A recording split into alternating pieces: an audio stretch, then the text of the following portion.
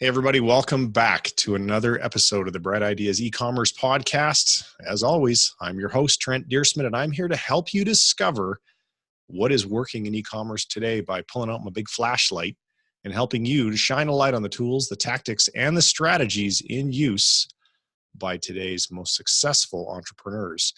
In episode number 294, you heard how my guest, Stefan Arstall, is growing a number of successful direct-to-consumer brands in partnership with the billionaire Mark Cuban, all thanks to Shark Tank. And in today's episode, I am joined by Ben Fewtrell. Ben is the co-founder and managing partner at a company called Max My Profit, and he's the author of the Business Acceleration Blueprint. He's a sought-after advisor, keynote speaker, and trainer, and he's been featured in Secrets of Top Business Builders Exposed, Virgin's In-Flight magazine, and Sky Business, and a few more. Ben is also the host of the popular Business Brain Food podcast show, where he interviews leading experts on anything and everything you need to know to help you build the business that you imagined. Ben, welcome to the show. Thanks for coming. Hey, thanks for having me, Trent. So pleased to be here, buddy. Although, thanks for coming. You didn't really even go anywhere. I mean, you're halfway around the world, but you didn't even get an airplane or nothing. I wish I did. How good would that be if you said, come over? well, next time I'll send you down the G5. Beautiful. We'll come pick you up. So let's dive into this, Ben. What is this whole business acceleration blueprint thing all about? So after working with businesses for nearly 20 years, what I discovered was there's a bunch of fundamentals that are the same no matter what industry you're in. You know, people always say to me, Trent, but Ben, my business is different. But there are some aspects that are the same. And I always say to people, well, everybody wants to make money, and money, you make money in a business by serving people. It doesn't matter how you serve them, what you serve them with, but whatever it is, you better make sure you're making profit out of it. So I created a blueprint that helped businesses use a structure to build their business to a point where it was predictably profitable. And that's really what it's all about. Oh, predictably profitable. Ooh, some sexy words right there. Yeah. You've got my attention now. So break it down for me. I think in the pre-interview you told me there's 5 stages and 5 critical areas per steps. Let's dig a little deeper into what this thing's all about. Yeah, absolutely. So the 5 stages, the very first stage is the one that most people miss. And I always talk to people about how if you're building a house, and I know you've probably heard this a million times, and everyone has, you've got to start with a strong foundation.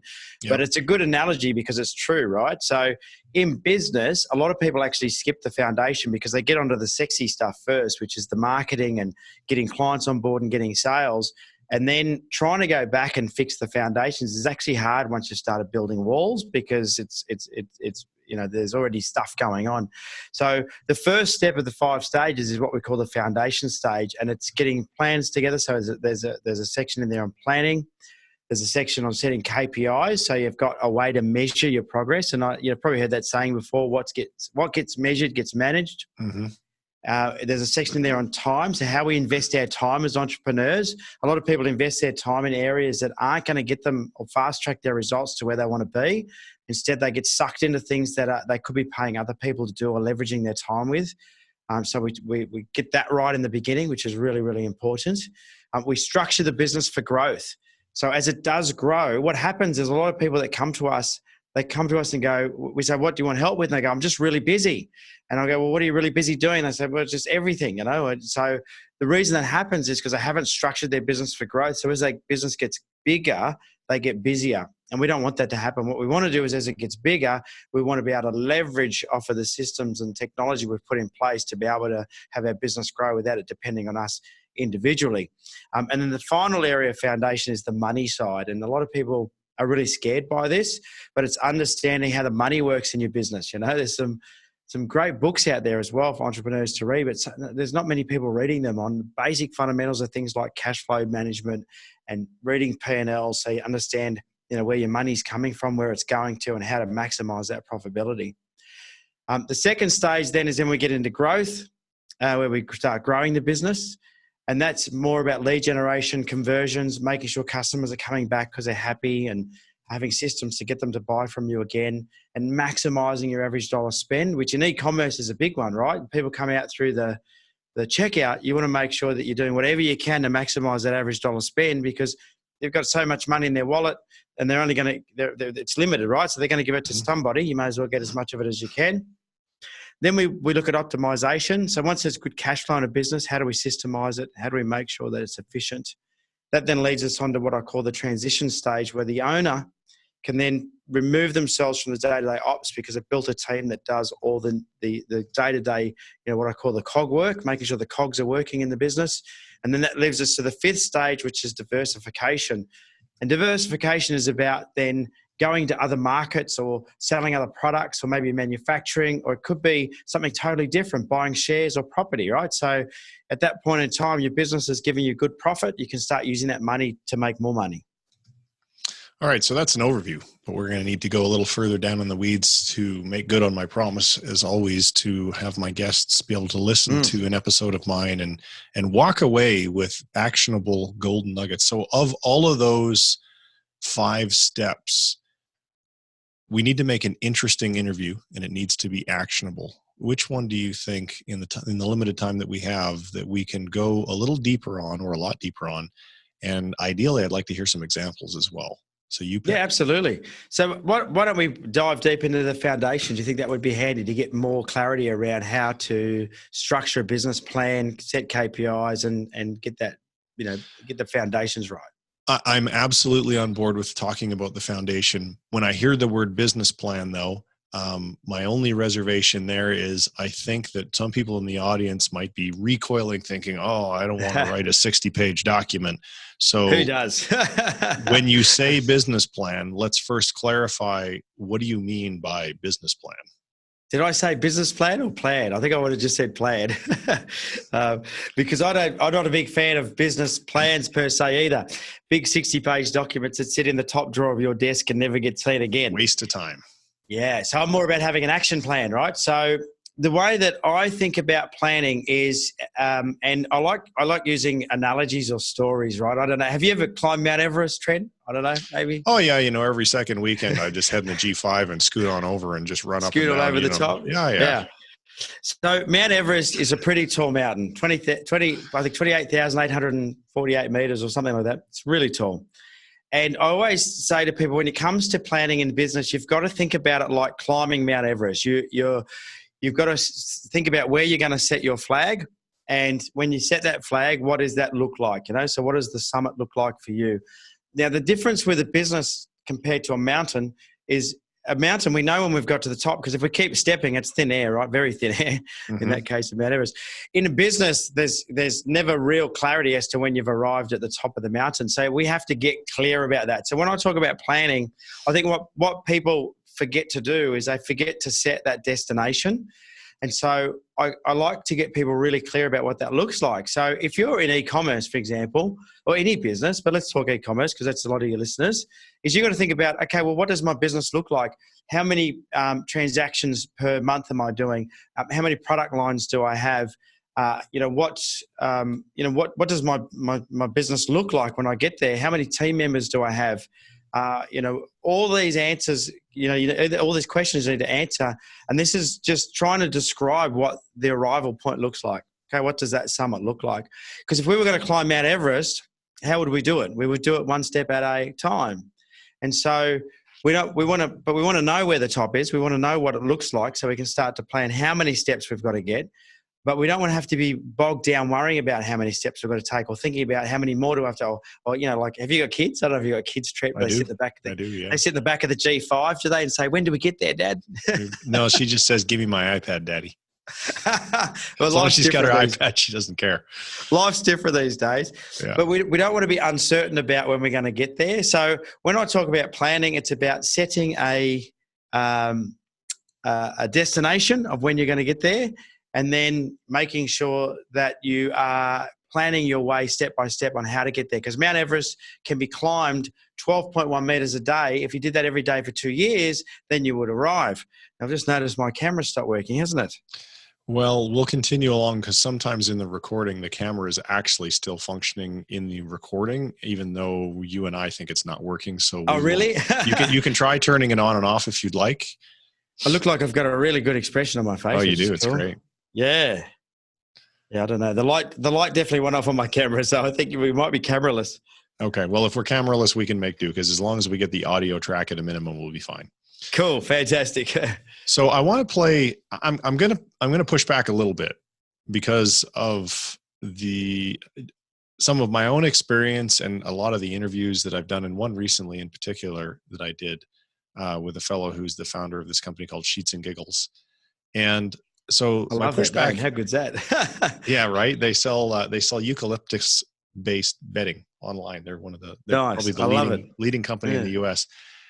And he's made a hell of a success of the company in a short period of time, and he didn't do what you're describing at all. Instead, he focused on, well, first I need to validate that there's demand for my product.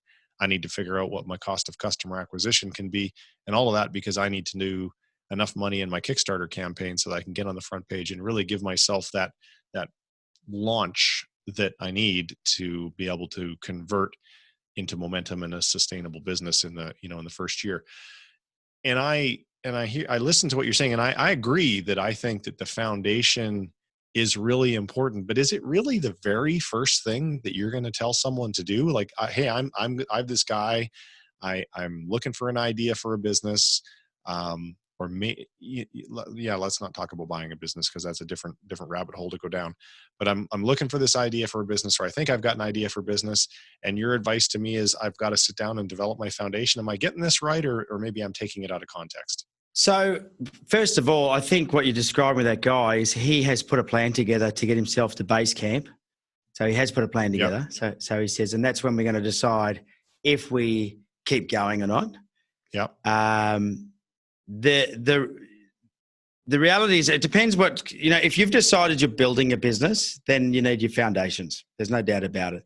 If you haven't decided you're building a business and you're just researching, that's a different thing, right? And what I'm hearing is researching, right? We're researching the validity of something, but even that's a plan, right? A plan is let's put the concept out there, see what the uptake is. Let's work out whether or not people want to buy this thing. Let's work out if there's any competition, what our threats are, our weaknesses. All of those things it's still planned out, right? And yeah, that's true. Actually, I'm glad that you pointed that out, because he absolutely had a plan for product validation. And by the way, I've turned your camera off so you can try and turn it back on again and see if it'll work. Yeah. Okay. Let's see. It cannot start video. It doesn't like it. Well, don't worry about it then. So you're right. He absolutely had a plan to validate his product, and he wanted to do it literally in 2 days. And he did. And that's why I think his strategy was so clever. So what you're saying is, okay, the foundation comes after you've gone through that validation phase by whatever way you choose to do it. And I know, or not know, because in business, you never know anything for sure. Nobody knows nothing about nothing. You have enough data to have a reasonably strong assumption that your business is going to be successful.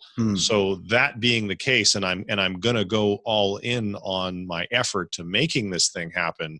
You're saying, okay, well, now before you start getting scatterbrained and chopping down trees all over the place without any type of strategy whatsoever, now it's time to work on the foundation. Is that right? Yeah, absolutely. Because I think it's easy, and scatterbrain is probably a good word for it, because as entrepreneurs, we're very attracted to the next shiny object. And if we don't stay focused on where we're heading, we can get distracted very quickly. And so, so even going out to dinner, we plan it, right? We say we're going to be there at this time. Here's the address. Who are we inviting? What are we wearing? So it doesn't need to be a complex plan. I think that's why it's good you've asked the question, because a lot of people see this vision of a business plan as something that's very complex. As where when I started my business back in 2001, Trent, and I built a multi-million-dollar coaching business. A lot of people ask me, well, how did you do it? How did you do it? Well, it was just, I got really clear about what I wanted to build. And my plan was an A3 art book with one page dedicated to each month for the first 12 months. And I wrote in pencil the key KPIs that I was going to achieve each month. That was it. That's all I needed. But it gave me enough clarity that when things came up, I could ask this question. The question was, is that going to help me achieve my goals this month? Yes or no? Yep. And if the answer was yes, great, I'll dive deep into it. If the answer is no, then I'll push it away, because I need to say no to it. Because when you say yes to something, you always say no to something else. Oh, yeah. Yeah. So having a plan allows you to be able to make those decisions. And it doesn't need to be a 60-page document. It just needs to state clearly, what am I looking to achieve in this next period of time? Now, if it's a 2-day plan for validation, then it's a 2-day plan because we've got a Kickstarter campaign. If it's a 30-day plan for market research, or if it's a 1-year plan, or if it's a 10-year plan, it doesn't really matter, but be clear about what you're trying to achieve, because that's what will make sure that you actually get there. And when you are in your book with your pencil and you're writing down, you said KPIs, but are you really talking about the activities that you're going to pursue to make progress, or are you actually talking, and if it's not that, if you're actually talking about KPIs, maybe give us some examples of some of the KPIs that you used or that you encourage people to use in that first 3, 6 month or 12 month. Yeah. So it's a great question. So when I'm talking KPIs, I'm talking about a way to track your progress. So if I go back to the Mount Everest example, if you did 12.1 meters a day in 2 years, I've done the maths, you would reach the top of Mount Everest. So if you only climb 10 meters in a day, you know that you're behind 2.1 meters. Okay. If you did 15 meters, you know you had 3 meters. So the KPIs are things that you set to help you understand whether or not you're on track. So let's say, for example, I set a target of wanting to do, I don't know, $50,000 worth of orders in the first month. And I knew my average value sale was $1,000. Well, I know I need 50 sales. Yep. Let's say that in my assumptions, my conversion rate is 20%. Well, to get 50 sales, I'm going to need 250 leads. Yep.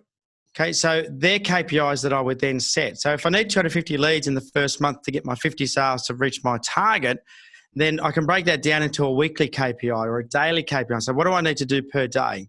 If I get to the end of today and I haven't achieved that, and I was meant to, then at least that's a good indicator for me real early that I'm off track, that I'm not going to achieve the target that I set. Mm-hmm.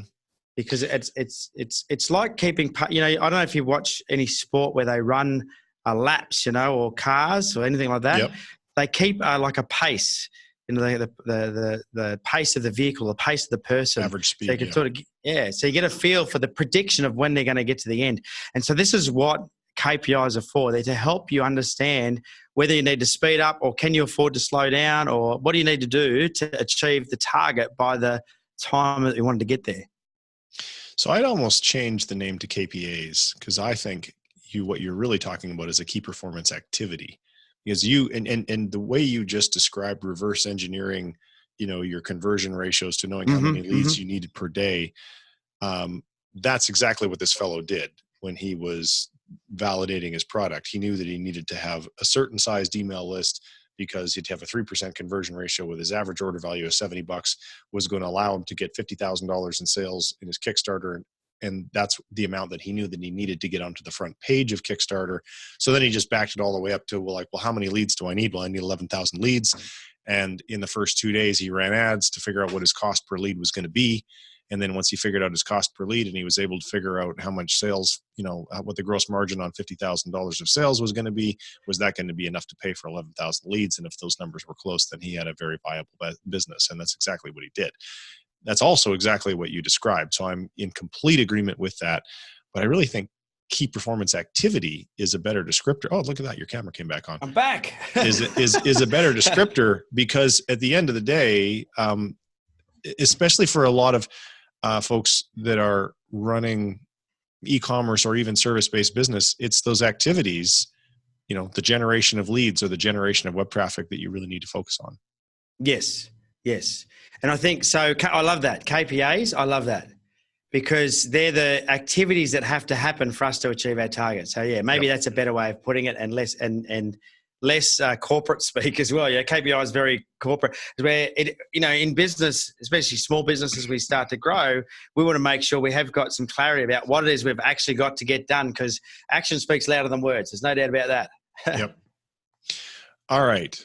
So we've now, would you say that, for the purposes of our relatively short and simple discussion, that we've done a reasonably good job of defining the foundation phase? Is there, if someone's listening along, they're taking notes and they're thinking, well, I'm going to follow this formula, is there anything that we've really, not talked about that is as important as the book and the KPAs?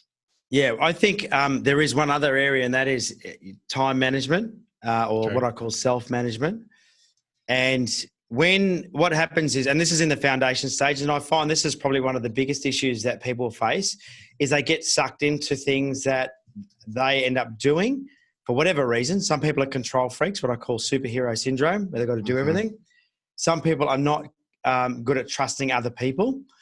Some people just aren't sure how to delegate something or find somebody else or lead people to do some of the other work. But in every business, there are tasks that we do that as entrepreneurs that are not a good investment of our time. Oh, amen, brother.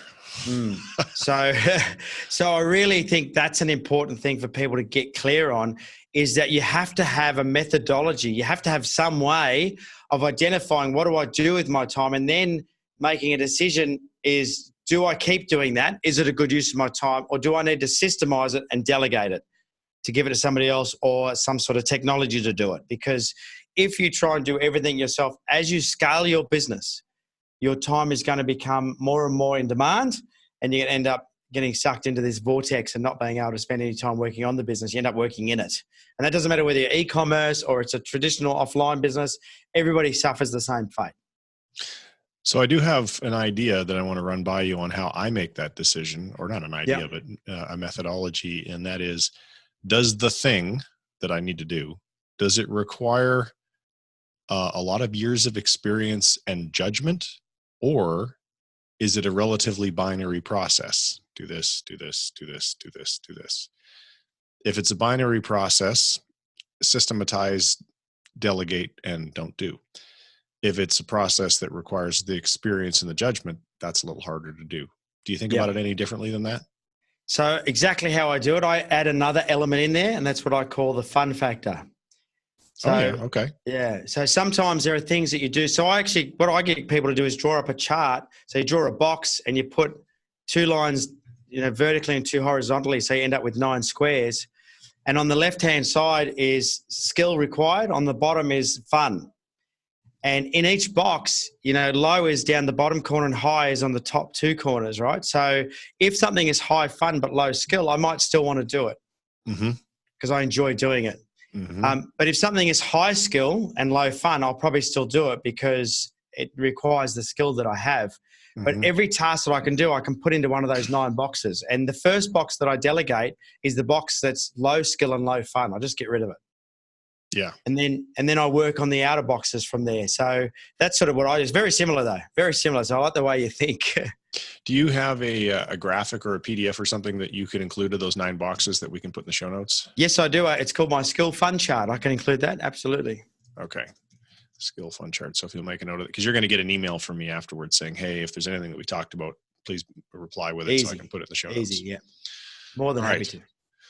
So let's move on from the foundation now. And before we do that, I want to make sure that folks understand the importance of, when you're going to delegate stuff, making sure you've got a documented process. Correct. Yeah. Speaking from a guy who's delegates virtually everything, I delegated myself right out of my e-commerce company within 6 months.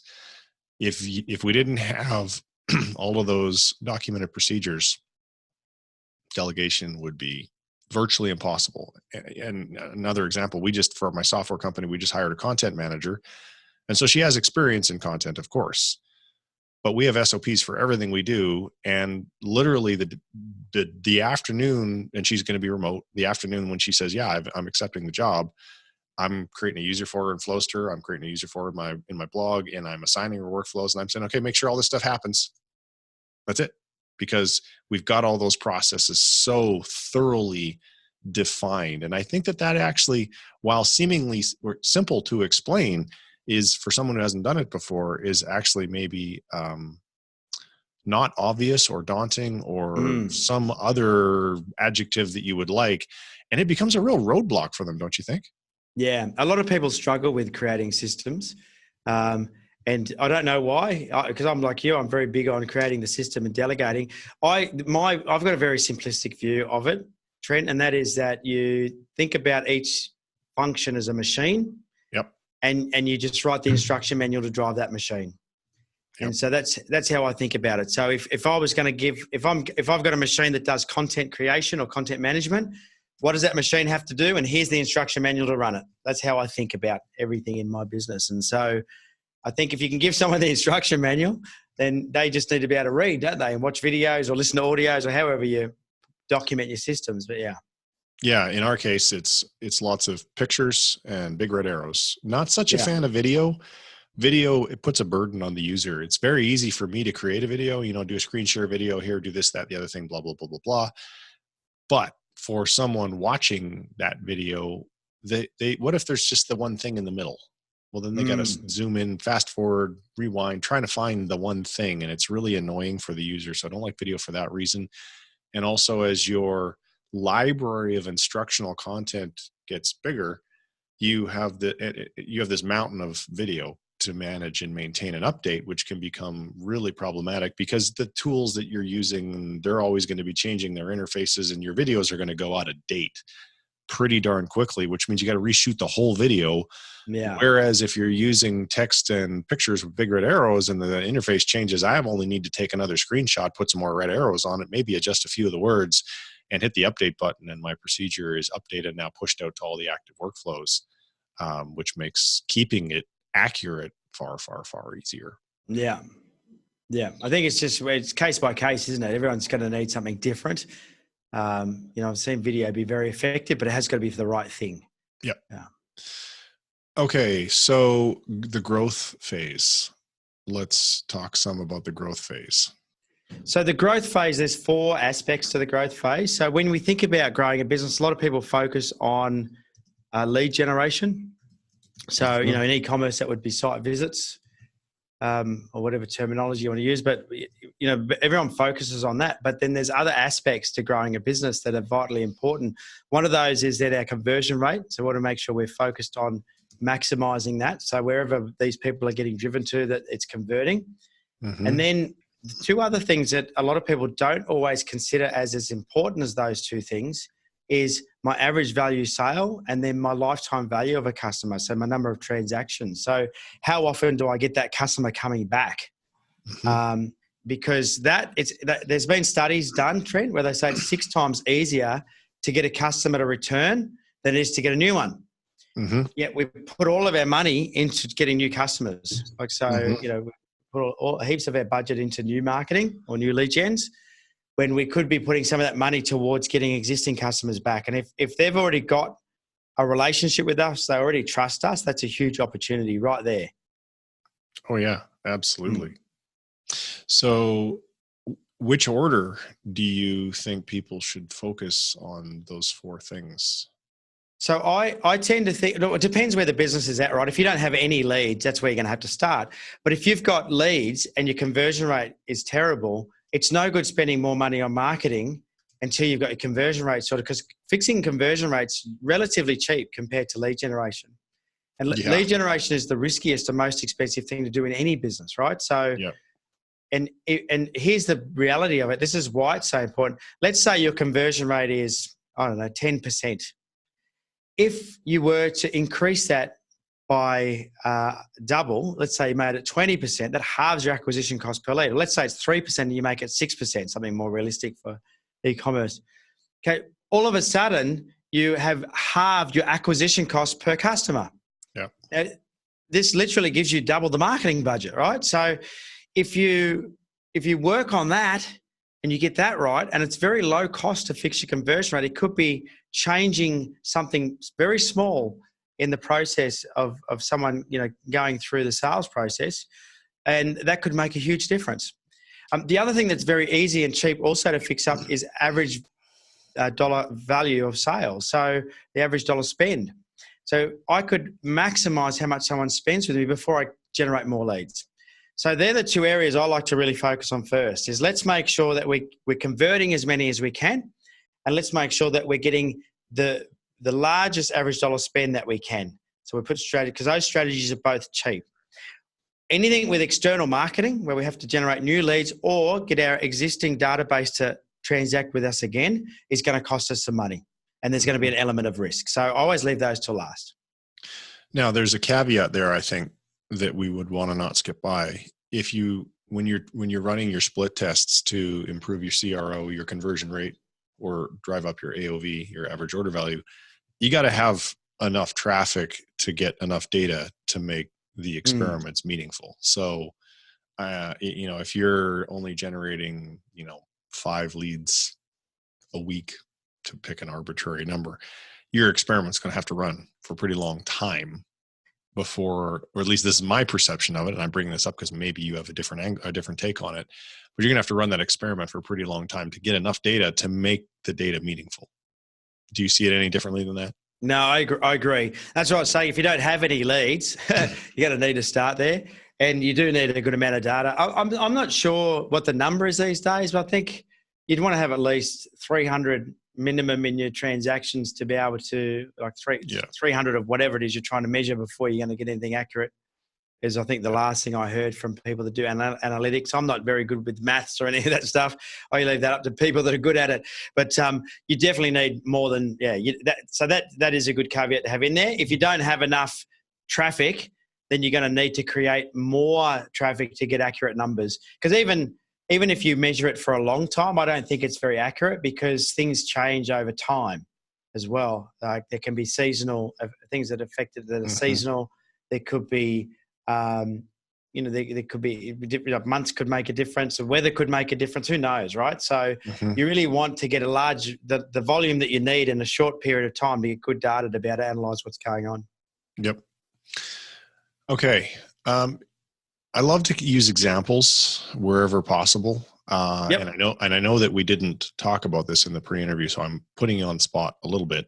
But you've been at this a while, so I'm guessing you probably have a couple of customer stories tucked away up in the gray matter. Can you share any stories that would help to underscore the value of the things that we've talked about so far? Yeah, absolutely. So I had a business that, because one of the things that I think is really important to understand is things like conversion rate can be affected in ways, or can be affected with things that you wouldn't expect. And we had a client who was an online store, and they were selling a product. It was a fairly niche product, and they were sort of towards the cheaper end of the market online, and they thought that was a good strategy. And we decided that what we wanted to do is we wanted to work on their conversion rate. So we did a couple of things. Number one, we created a guarantee, because when it comes to increasing a conversion rate online, what I found was difficult. Like when you're face to face with somebody and you can have a conversation, you can overcome a lot of their fears and frustrations. But when you don't have that luxury, you've got to be able to develop something that happens electronically. So we used guarantees quite a lot with anybody who has online sort of properties, and that works really effectively. The other thing that we do is we really understand a bit about the buyer persona and think about the psychology behind how someone thinks before they purchase. And if you are the cheapest, it can actually be detrimental to your conversion rates. People wonder why it's so cheap. So this particular customer, I had a lot of resistance from them to increase their prices. And I said, let's just test it. Let's just test it and see what happens. And we put their prices up. So this particular product sold for, I think it was $280 something. It was quite a substantial purchase for an online purchase.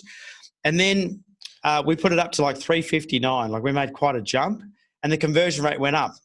Now that put them into around the mid-market pricing.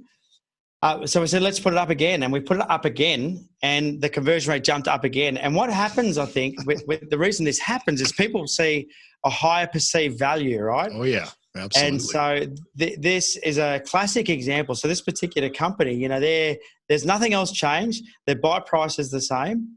All their other costs are the same. They're just selling the same product for more, but their conversion rate is high, which means their acquisition cost per sale has gone down. So the profitability is going up because both ends are moving. The cost of getting the sales going down and the profitability of making the sales going up. And so, for me, that's a really good example of how working on something can give you a big result pretty quickly without having to spend much money, and getting your head around something like putting your prices up, which is one of the strategies I teach people when it comes to, increasing your conversion rate. Because if you are too cheap, people will go, why are they so cheap? If you were going to get root canal, you wouldn't go to the dentist that did root canal for $15, would you? No. So have you ever heard the story of how to ruin the sales of your toaster oven? No, it's that So one. this is kind of a trend story. I don't know that I could actually attribute this to anyone. I heard some version of this somewhere, but how do you ruin the sales of your toaster oven? So you're selling toaster ovens. They're on the shelf in, name your electronics store or wherever you'd like to go to buy a toaster oven. And the best way to ruin them is put a salesman in front. So let's say you have 3 toaster ovens. You got your $19.95, you got your $39.95, and you got your $89.99. A salesman or business owner will automatically and often wrongfully perceive objections to price. So they will steer the customer to the lowest price toaster so as to maximize their conversions. Take the salesperson out of the equation and the customer is standing there and they're looking at toaster number 1, number 2, and number 3. What is the customer automatically going to assume about the highest price toaster? Well, it must be much higher quality. It must have better features. It must have more benefits and more functions. So is the lowest price toaster going to end up being the top seller? Probably not. It'll probably most likely be the middle price toaster, simply because of the way that our minds associate quality to price. So I'm not at all surprised to hear that experiment. And that's one of the things with our suppliers and our e-commerce business. We bring that up all the time. Have you guys ever run split tests on price? Well, no, we haven't. So that's one of the first things that we like to do, because, in e-commerce, whoever can spend the most to acquire a new customer and do so profitably is the winner. Right? Yeah, absolutely. Because people, I think you've still got to remember, people want an experience as well. Mm-hmm. So I will go to an e-commerce store that's easy to use, quicker, and a better experience, and pay a little bit more than search around for the cheapest price. And that's, I'm no different to most consumers, right? So I think people forget that. We tell ourselves, though, when our conversion rate's not what I want, that we think, oh, no one wants to pay what we're charging, because we want to justify the reason we're not getting the result we want. And so that's a big issue for people, right? So I think it's a classic example. That's once again, a good, like I said, a good way to demonstrate the point, is if you want less toaster sales, put somebody in front of it. There's a great book called The Psychology of Influence by Dr. Robert Cialdini that I would highly recommend to anybody who sells anything in any way possible. Absolutely. It's really important. I'll give you another example. We had I'll use e-commerce. I know that's a lot of your listeners are e-commerce. We had another online store that was selling like camping and outdoor gear. I think you guys call it. Do you call it camping or something? Yeah, we do. Camping. Overlanding and anyway. Camping. Tactical gear. And so she had this outdoor gear shop and came to us. Now, it's we don't get a lot of e-commerce people coming to us. We have hundreds of clients. We had a lot of bricks and mortar businesses and professional services and trade services. And when they come to the e-commerce company, we love it because they're actually one of the easiest to help, because you're not geographically limited, right? You've got the world is your oyster. Yep. And sometimes there's little tiny things you can do. Well, this particular shop, one of the things that they weren't doing was doing abandoned cart sort of targeting, and then retargeting people that had bought as well in the database. So when we talk about maximizing our conversion rate and also things like our average dollar spend and then our number of transactions, this person was a classic example. She came to us losing money, was going to shut the business down, and we straight away identified she was getting plenty of leads to the site. Lots of people were jumping out of the cart, which was like I think maybe a trust thing. So we put some things in place to fix that, just with like testimonials, etc. As you went through the checkout process, made people more comfortable, guarantees, made that really clear. So make sure those are clear when people go through that process. So you give them, you want to reverse all the risk you can, right? Especially if you're not, because she wasn't a known brand. She was just like she's an unknown brand to people. So when you start buying leads with pay-per-click, people land on your site. If you're not a name people recognize, you've got to build trust other ways. The second thing that would happen then was once they did purchase, but she didn't have any mechanism for selling them more. So we made sure that we had suggestive sellings and brand switching happening right through that process. So it was easy for people to be upsold, cross-sold, or add-on sold. And really, really important. And that made a huge difference to our revenue. But then when we did the third thing, we introduced a strategy where people got made an offer straight away to buy another product. And she said, that's never going to work. Well, they've just spent their money with me. Why would they make another purchase? Of course it's going to work. Absolutely. So as soon as you made the transaction, depending on the size of your transaction, we sent you a voucher to buy something else but you had to do it within 12 hours, which meant that you didn't have time to think about it, ponder it. You just had to jump back online and buy something, because the reality is most people shop and they're going to go to bed in that 12-hour period and not wake up. The voucher would expire. But it worked really, really well. And so that meant that we straight away got their second transaction. Now, I don't know, in my training with getting customers, we don't call them a customer until they've bought from us at least 3 times. Okay, we haven't got their custom. All they are is a shopper. They've come once to try you out. If you can get them to buy a second time, you're that one step further to really cementing that relationship. And then what you do is you then can target them again in a week with another offer and get them to buy again. And then you've got them as a customer, right? And this alone elongates the lifetime value of that customer now, because they're intertwined. They're part of your ecosystem now. So for her, it made a huge difference. And she's in a business where if you're going camping, you don't just want one knife, or you don't just want one, billy. You don't want, you want a whole bunch of stuff, right? So we just had to get really clever in how we, got you to buy more quicker of the stuff that you were going to buy anyway. But it's likely that you might have bought somewhere else if we hadn't made this amazing offer to you straight away. So once again, limiting belief of a business owner, thinking if I offer someone straight away something, they're going to think I'm pushy. But it actually worked really well. We had a very high conversion rate on the second email that went out, and it went out straight away. So to summarize that, if you don't have ideally a one-click upsell, in other words, hey, you just bought this thing and your checkout's not even complete yet, would you like to buy 3 more of exactly the same thing? And that doesn't work for every product, but we'll just assume for the purpose of this consumable product or something you could use. That's highly effective. Then what you said about having them get a coupon or what have you in the email a day or 2 or 3 later with some type of scarcity offer and attached to it, that'll be highly effective. If you have an abandoned cart strategy where you are going to you could have exit intent pop showing up with a coupon, you could have an email follow-up, and you could do retargeting over Facebook or whatever, choose your social media of your preference.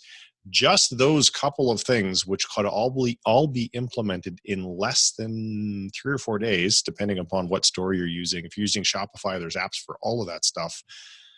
That's going to have a massive impact on your AOV, LTV, and therefore your ability to spend to acquire a customer, right? Yeah. And there's your growth, right? So that's that stage 2. Now you've got predictable control over your growth. And you can't undervalue that, right? You cannot undervalue those levers, or whatever you want to call them. They're the profit in your business. That's where the profit comes from. Absolutely. Yeah. All right, Ben. So I am running up against a hard stop, but I do want people to be able to get the rest of the business acceleration blueprint. So I'm assuming you have a website or someplace they can go to get that, right? Yeah. So if they go to maxmyprofit.com.au, we've got heaps of resources there, heaps and heaps of resources, including a business planning template that is easy to use. So when I talk about planning, I have a template there that I've used to grow hundreds and hundreds of big businesses, right? So if you want to grab that, that's probably a good place to start if you don't have an easy to follow plan. But there's heaps of resources there. All right. Well, thank you so much, Ben, for making some time to come and be on the show. My pleasure, mate. It was great chatting with you, mate. I really appreciate it.